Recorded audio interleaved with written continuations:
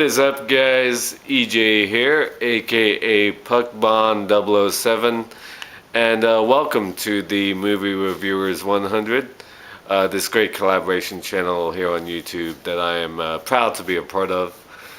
So this week is Christopher Nolan week, a great week obviously because he's one of the hottest and most popular directors around right now.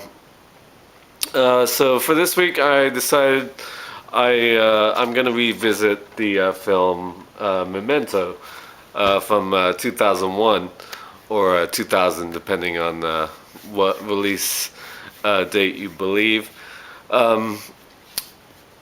Memento, of course, stars Guy Pearce, Joey Pants, Joe Pantoliano, hard name to say, and Carrie-Anne Moss. It was Christopher Nolan's follow-up to his debut film Following from 1999, which I haven't seen. I've seen like clips of it, a black and white film that's about 75 minutes long, I believe. I've always wanted to check it out, but I never have. But Memento was his first sort of full feature film, and it caused quite a stir when it came out, obviously for one major reason, and that's the film is told backwards, as many of you may know. Guy Pearce plays Leonard Shelby, a former insurance claims agent who got into an incident after his wife was raped and killed, and we meet up with him looking for his wife's killer. He wants revenge, and the film starts off at the end of the movie, so to speak, the end of the story. And watching it again, I realized about before we're 5 minutes into the movie, we know the conclusion of the film. Obviously, Leonard suffered some sort of memory brain injury. He doesn't have amnesia, as he says many times. He just can't make short-term memories. He can't make new memories. He remembers everything about his life up until the incident, but when he meets new people, he'll forget about them the next time he sees them. He has to write everything down to keep track of the new things he's learned.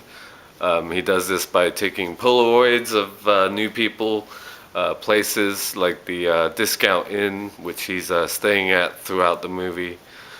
My voice sounds a bit weird today. That's kind of odd. Yeah, so he takes Polaroids. He writes little notes on the pictures as well. And of course he has a bunch of tattoos all over his body, but not for aesthetic value, just little facts and certain phrases and things he needs to remember. So like I said, the film starts off at the end. We see Leonard finally killing and catching up with the guy he's trying to find. And like I said, it sort of takes away the overall mystery of the film, in my opinion.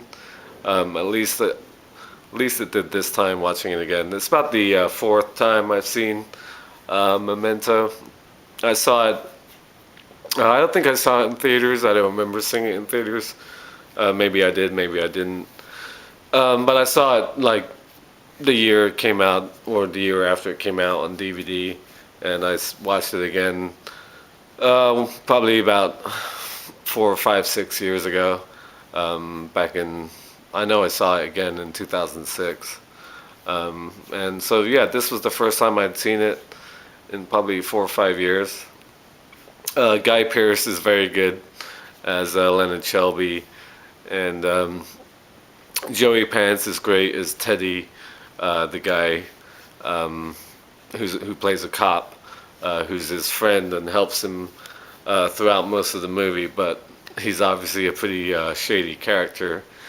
And Carrie-Anne Moss was very hot at the time, of course, after starring in the Matrix movies, at that time, at least the first one. And she's very good in the film as well. The very interesting part about how the film was told with the scenes backwards, they're not exactly backwards per se. I mean, each scene um, comes after the next scene, but at at the end of each scene, there's like a little moment, and that's the beginning of the previous scene, which is actually in the future. So you have to think back almost two scenes to the beginning of the previous scene you've seen, and that's the part they show at the end of the next scene.